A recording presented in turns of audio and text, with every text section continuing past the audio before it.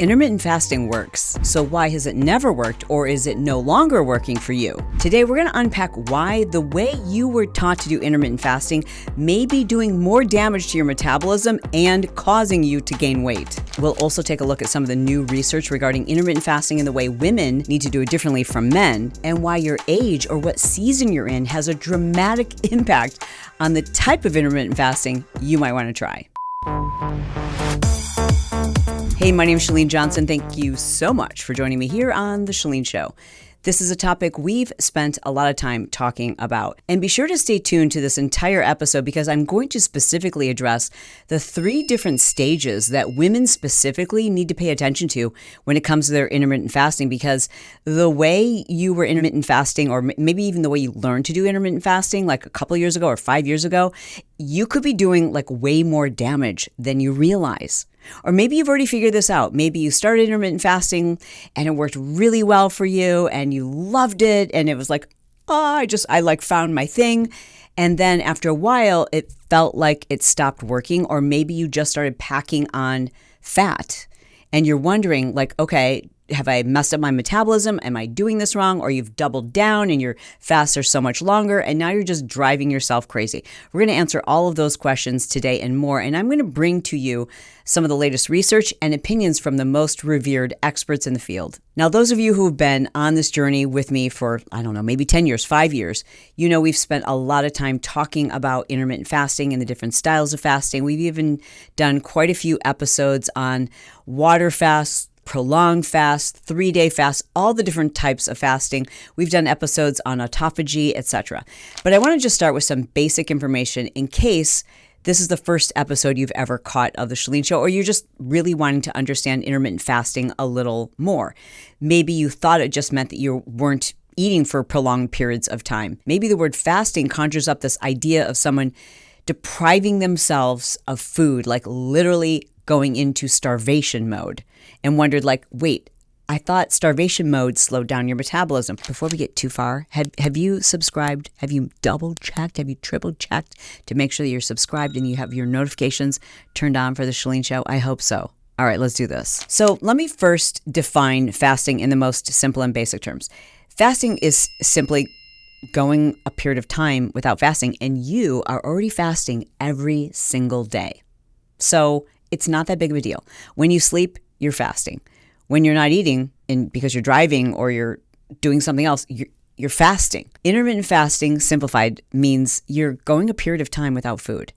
And when we think about this in terms of like a dietary or nutritional approach, it is time-restricted eating. You are setting a specific time that you're going to eat your meals in. It doesn't necessarily mean that you're restricting calories. It doesn't necessarily mean that you're counting macros or any of those things, although there are so many different intermittent fasting protocols that I think we've overcomplicated it, as we do all things. And this is what drives me freaking crazy about the health and fitness and diet industry, who are supposedly working in our best interest. But I'm just telling you this, as someone who's written books, even New York Times best-selling books, the book companies want you to come up with a very specific protocol, one that isn't common sense, one that requires people to read the book and study the notes and know the rules. And therein lies the problem. In my opinion, this is what drives me freaking crazy. We have so overcomplicated eating food and not eating food. And I have a real problem with it. Let's talk about the many benefits, potential benefits of intermittent fasting. Intermittent fasting is a proven way to help people lose weight without having to count calories. Intermittent fasting, when done the right way, reduces cortisol levels, decreases belly fat, most specifically visceral fat, and that's the fat that we have around our organs. Intermittent fasting improves liver function, helps to quiet food noise, decreases hunger hormones like leptin and ghrelin. Intermittent fasting has been shown to slow age-related cognitive decline, increase energy, improve insulin sensitivity, and when it comes to longevity, intermittent fasting has been shown to aid in autophagy. Yet when intermittent fasting is done incorrectly, it can increase cortisol levels, increase fat storages, and wreak havoc with your metabolism and your mental state. So how do we do it the right way? I'm going to share with you some of my biggest pet peeves with intermittent fasting kind of before we go too far. And it's this. Number one, they are incredibly triggering for anyone who has the propensity for an eating disorder. And you know if you have a propensity towards eating disorders. Like if you're the kind of person where it's a slippery slope for you, intermittent fasting it's almost like I don't want to say legalized, but it's almost a socially acceptable way to have an eating disorder for some people. And it can become a very slippery slope where someone is now consumed and controlled by the hour at which they're supposed to eat their food and the minute at which they're supposed to no longer eat food, and you're not fun to be around.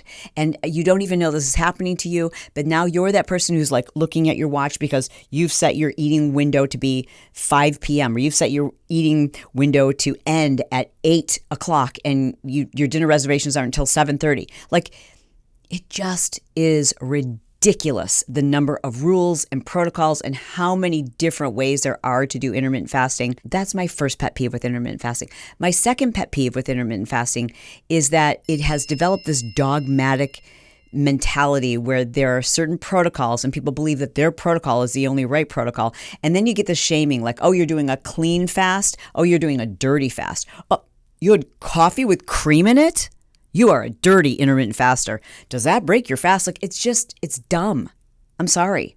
I hope that I haven't offended you. But like, all the rules are part of the reason why you are watching this video, because you're looking for the rules. And I'm here to tell you that I'm going to give you a very different approach to intermittent fasting that I believe is going to help you reap all of the benefits without getting caught up in the dogma, the stigma, and the crazy making that all these rules and protocols bring to the table. Can we just have some common sense when it comes to eating food? Do we have to make things so difficult? Nonetheless, there are some very specific things you as a woman need to understand about intermittent fasting, which might explain why when you were doing it in the stage, probably like 40s to 50s before you hit menopause, it just freaking stopped working for you. So while most people consider intermittent fasting doing like 12 hours without food, like 12 to 13 hours, which means you went to bed at, say, 9 p.m. You stopped eating at 8 p.m., right? And so to go 13 hours means that you didn't eat breakfast until 9 a.m. I mean, that's not that big of a deal, unless it is for you. And I'm not saying intermittent fasting works for everyone. And I think that a lot of people look into intermittent fasting for a lot of different reasons. But the number one reason is weight loss. And the reason I suspect you're probably watching this video is because you want to reap some of the aesthetic benefits of intermittent fasting. At the moment, I'm practicing my own form of intermittent fasting, which I like to call undulating periodization, which is just a really fancy way of saying, whatever I feel like and whatever my body tells me I need to do that day, I'm going to do it. I'm not going to live by this like, oh my gosh, it's noon, I'm starving and I can't eat. That's just so dumb to me. And I've done it. I can say that it's dumb because I've been there. I can say that it's dumb because I'm 54 years old and I really don't care if somebody comes for me, because I've done all those things. And it was just a ridiculous way to live. And it also eventually got me very, very stressed out. Okay. So first, let's talk about why, for those of you who are in that stage where you start to become less fertile, right? You're over 35, you're approaching 35, 40, maybe into your late 40s, early 50s. If you start doing intermittent fasting and you're not paying attention to your hormones, what we do now know is that it does have an impact on the way that your body stores fat and the way that you respond and the way that you feel while you're in the middle of your cycle. As Mindy states in her book, for a woman, on day 20 of your cycle, and hopefully you're tracking your cycle, on day 20 of your cycle to the point in which you start your period, that's what most of us consider that's when we're PMSing. When you're PMSing, prior to your menstrual cycle, this is when you basically want to stop fasting. I mean, well, you're still fasting because everybody fasts overnight, but you should just do an overnight fast. She basically suggests not to do more than 12 hours because when you do, you set yourself up to feel like crap. Day 20 until you actually start your cycle again. No fasting. If you are really fat adapted and you want to maybe go up to 13 hours, fine, but no more than 13 hours. So this is the time when your body's trying to make progesterone. And so as it's making progesterone, we don't want to stimulate cortisol in any way, shape, or form. So cortisol gets stimulated from exercise, it gets stimulated from traffic, having a tough conversation with somebody. There's a lot of ways that cortisol can get stimulated. But what we don't want is to use fasting as a tool to create more cortisol. That is not what we're looking for this week. When a woman who's in that, still fertile stage, she's not yet in perimenopause, when she's in that still fertile stage, but kind of approaching perimenopause, and she's trying to fast just before her cycle, this is when she's going to have crazy mood swings. You're messing with your progesterone. This is when you're likely to have experienced hair loss, increased cortisol, and it's no wonder you feel like crap. And your hunger hormones are still going crazy. So this is a period of time when you probably shouldn't be fasting. In her book, Fast Like a Girl, Mindy suggests that a woman who is in perimenopause follow an intermittent fasting protocol of 4-2-1. 4 days a week, you fast for 17 hours. 2 days a week, you fast for 13 hours. And 1 day a week, you fast for 24 hours. And the reason why she suggests this is because our hormones during perimenopause are so in flux that even if you were to test your hormones like every other month, you still would drive yourself crazy trying to time your hormones with your intermittent fasting schedule. So she's developed this protocol that allows you to basically keep your fasting in this phasing process where you're creating metabolic flexibility with your intermittent fasting. So you're always kind of playing to your hormones. I was doing intermittent fasting while I was perimenopausal, and I can tell you that it worked for a little while and then it didn't. And then it stopped. And then my cortisol went through the roof. I think for those of us who I like to refer to as stressed and blessed, we're the ones who are like, I'm blessed and I'm so stressed. And so therefore I won't slow down. We can't slow down. We go 100 miles per hour. And especially when you're in that season of your life, you're perimenopausal, your hormones are all over the place. This is probably when your career is starting to take off. Your kids are getting a little bit older. Like stress levels are pretty high. And I know for me, it worked for a little while, but it also started to drive me crazy. My cortisol went through the roof and I just couldn't get it to work long term. And that's when I started diet phasing. I'm going to do a whole episode on diet phasing because I really do think this is the most rational, grace-giving, reasonable way to approach nutrition and diet and fitness that doesn't put on you these dogmatic rules that constantly make you feel like I'm doing it wrong.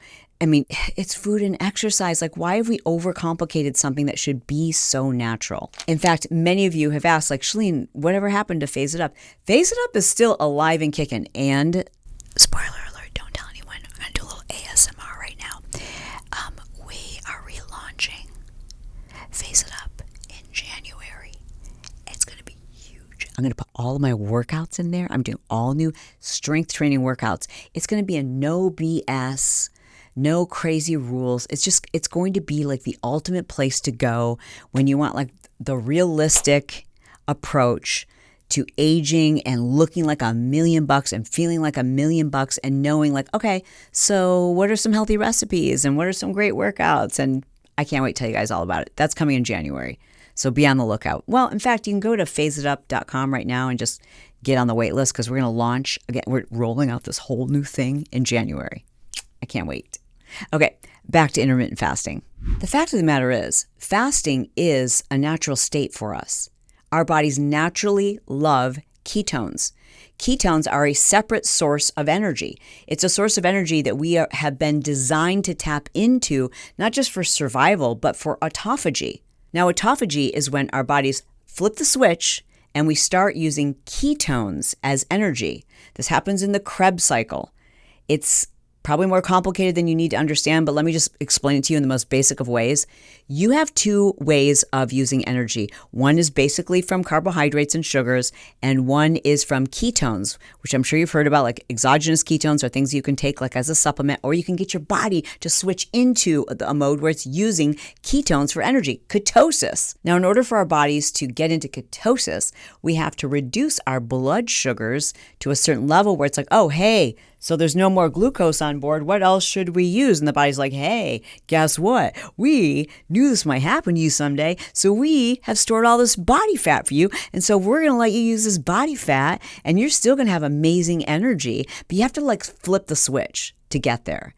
And getting there happens when you're fasting for a certain amount of time. But many people find that getting into ketosis, getting into that fasting state is really uncomfortable. Which is why I always recommend if you're going to try intermittent fasting, here's my recommendations to get started. Number 1, don't even think about when you're eating food. Don't even think about like the time restricted eating. Don't even worry about that. Just start eating less processed foods. Take the toxins out. Take the things that come out of bags. Take all the, you know, the stuff that's garbage. I mean, come on. Like just stop eating so much garbage. Start eating more like whole foods.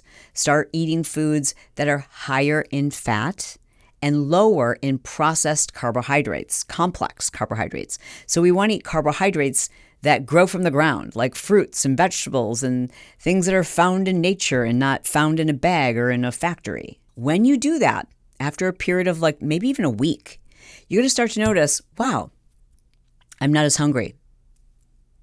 Your ghrelin and your leptin hormones, which are our hunger hormones, will begin to drop. And you're going to start to notice like, wow, I'm waking up in the morning and I'm not starving, which is a super cool thing. So I like for you to prepare for intermittent fasting. I hear a lot of experts say like, just start stretching the window. Like personally, I think like, let's just make this super easy. Like just start eating foods that are higher in healthy fats, like seeds and nuts and avocado and even like healthy meats like grass-fed, grass-finished meats. Eating things that are even plant-based that are higher in rich food like olive oil. And there's so many healthy fats that you can start eating. And think about also consuming protein, but limiting all of your complex carbohydrates. Just doing that, you're going to notice a big difference in the food noise that normally we hear. Okay. You're also going to notice a little difference in your energy. You'll feel a little different at first, but eventually you're going to wake up in the morning. You're like, that's weird. I'm not starving. Then what I want you to do is whatever time you normally eat breakfast, just push it by an hour. And you can do that every 2 days, push it by another hour. However, if you wake up one of those days and because the night before you had chips and salsa or whatever, and you're starving in the morning, don't torture yourself. You guys, this is just, it's food and nutrition. Let's be real. Like if you're hungry, eat. But if you can wait an hour, then wait an hour. Now, I'm not going to get into like, does coffee break your fast? And what if I ate a nut? Like, just really, is that how we're going to do this? No, I'm not. Feel free to tune into somebody else if you want it that way. Like I do intermittent fasting, but like I said, I do undulating periodization, which is just like my fancy way of saying some days I wake up and I eat at 10 a.m. Some days I'm like, yeah, no, still not hungry. And I can push it till noon or even 1 or even 2 p.m. But I don't set a time on my clock. I don't set a window. Now, if that's what you need, like you need those rules, you know you. I don't. It makes me feel insane. It to me, it defies logic. And I know that fasting is our natural state. You know, when we were hunters and gatherers, just biologically, we evolved to be able to go long periods of time without food. And I guarantee you, that cave woman with her like really cute tiger print loincloth, when she like ran across some berries, she wasn't like, you guys, I'm not supposed to be eating for like a whole nother hour. No, she was hungry and she ate the food. And the next day, if she woke up and there was more food, she wasn't like, you guys, I'm supposed to be intermittent fasting. No, she ate the food. Like, We've overcomplicated this to sell books and diet programs, in my opinion. Pay attention to your common sense. We get ourselves in a whole heap of trouble. And I can say this because I was one of those people that sold those diet books. I had like set rules. We get ourselves in a whole heap of trouble when we believe that we should silence or quiet the noise that we're hearing from our bodies, that we should silence our common sense and instead follow somebody else's rule book when we know it doesn't really make sense for us, when it doesn't feel good. And the reason why we do this is because we're like, well, nothing has worked thus far. But yeah, but you've been following everybody else's rule book. Like, use common sense and just know this. We don't need to be eating 24 hours a day. There's so much of this hyper palatable, marketing that has us believing that we're supposed to eat first thing in the morning and we're supposed to, have breakfast the moment we wake up. And the fact of the matter is we were designed to use these two energy sources. And I personally feel my brain is lit up when I'm in ketosis. I love that feeling. If I have to do like a 3-day event, like I'm doing a speaking event, I love doing some intermittent fasting or even some longer term fasting to get myself deep into ketosis for one of those events. But I don't force myself anymore because when I've done that in the past, my cortisol levels go through the roof. Now I want to specifically address those of you who are approaching menopause or you are postmenopausal. So for reference, postmenopausal means you've gone a year without having your cycle. Welcome to the club, sister. It is the coolest club in the world to belong to. I didn't know it would be such a great place to hang out, but I freaking love it. Like, I was so afraid to enter menopause because of like all the videos and all the things that I heard from people, and like, girl, you're going to be fine.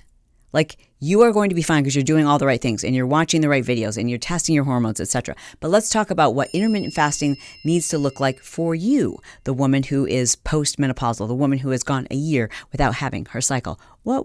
All right. So first of all, you need to know this. Things are going to be a lot easier for you because you don't have to like deal with like, where am I in my cycle? You know where you are, girl. But there's some important things that all women need to keep in mind.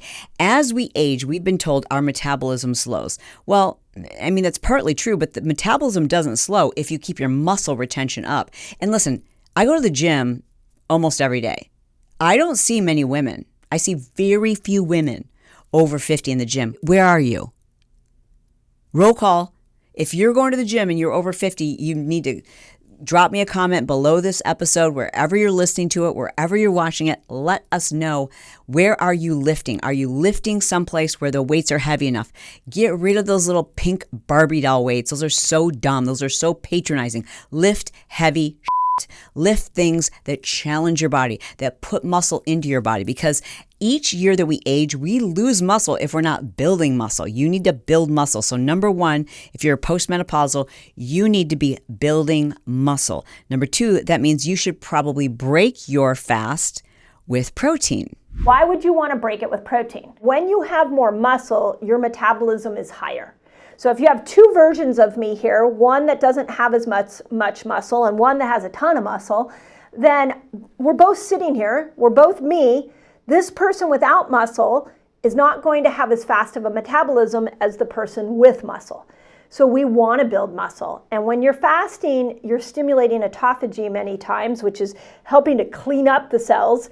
And then when you break that fast with protein, you build up muscle. And so you end up with a body that's not only thin like you would like it to be, but you're building muscle and it's got more of a lean muscular look, which I think a lot of people are going for. Also, keep in mind that when you are postmenopausal, either because of your age or because of a surgery or for some other reason you're no longer getting your cycle, that means you're not producing the same level of estrogen.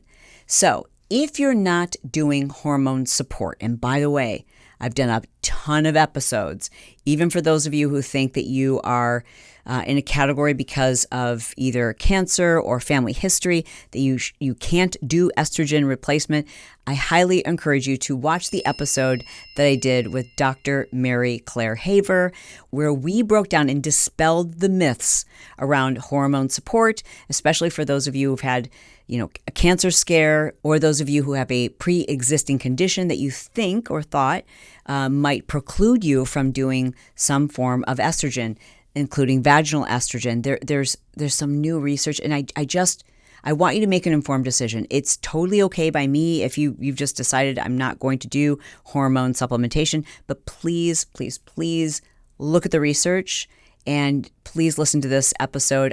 I just want you to make a really informed decision.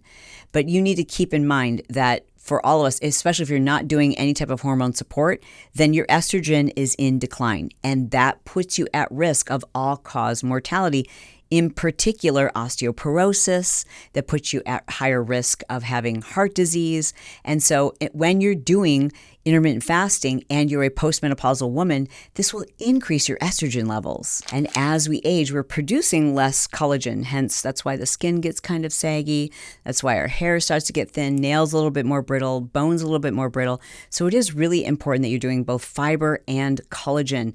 Unfortunately, very few women, as they become even perimenopausal into menopause, are consuming a diet that gives them enough fiber, collagen, and protein. These are things you may need to consider supplementing so that you have optimal health. I mean, this is about you living your best life, feeling amazing, and not getting dragged down and dragged into the dogma of all these rules and protocols. So lastly, I want to say this. The reason why intermittent fasting is a wonderful option, especially for those of you who are struggling to take off the weight, is it's a relatively easy way to get into a calorie deficit. And when it comes to losing body fat, you've got to, it's not just cardio. Duh, right? It's not just eating less. It's getting yourself into a calorie deficit and doing it in a way that's easy, not forcing yourself and not like restricting yourself, but like really thinking about like, oh, I guess I'm not hungry. So do I really need to eat right now?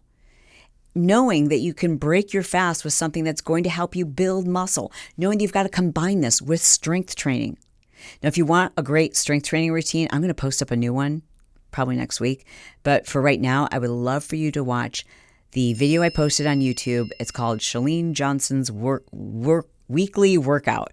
And that's a great strength training routine. I actually break down each and every exercise and how to do them. But ladies, you need to, I don't mean to get up on my soapbox, but like if you're not lifting a minimum of 3 times per week, and you're complaining to me about the shape of your body and the way that you feel, what are you doing? Like, it's going to make you feel so strong. It makes you feel like such a badass. It changes your shape. It makes you look and feel delicious. It is the fountain of youth. And it's not a drug. It's like, I don't understand why people just don't fall in love with strength training, heavy strength training. If you know what I'm talking about and you are absolutely in love, please let me know in the comments how much you love strength training, because we need to get the rest of the world involved in this. But again, intermittent fasting is a wonderful way to get yourself into a little bit of a calorie deficit. And if you're trying to lose weight, consider this. My recommendation, however, is for those of you who are like, you're done with all the craziness. You don't want to do you don't want to get caught up in somebody else's rules and the dogmatic practices. And, where like you feel bad because you've done it wrong and you're looking at your clock and now you're consumed by these, rigid protocols. Use your common sense. Eat fewer processed carbohydrates. Eat whole carbohydrates, like eat things that grew from the ground. Consider eating a diet that's far less processed. Up your protein. Consider doing proper supplementation. Consider creating your own protocol and using your common sense, because I'm here to tell you, you're not going to get it wrong. You are so smart. You're so smart. You don't need to buy another freaking book. You need someone to print out the rules for you to follow or get them wrong. Like, girl, you are brilliant. You are so smart. You are going to do this right. You can't get it wrong. Look at how far you've come. I mean, think about the things you've already figured out. I want you to believe in you. And I want you to know that all you have to do is trust your intuition. Put a few of these things into practice. Go into this with the right attitude, and you're going to crush it. And I want to hear about it. Hey, thanks for listening. Thanks for watching. If you're here on YouTube, The Chalene Show, do me a favor, double check and make sure that you're subscribed. That really does make a huge freaking difference. I love you. I mean it. And I'll talk to you soon.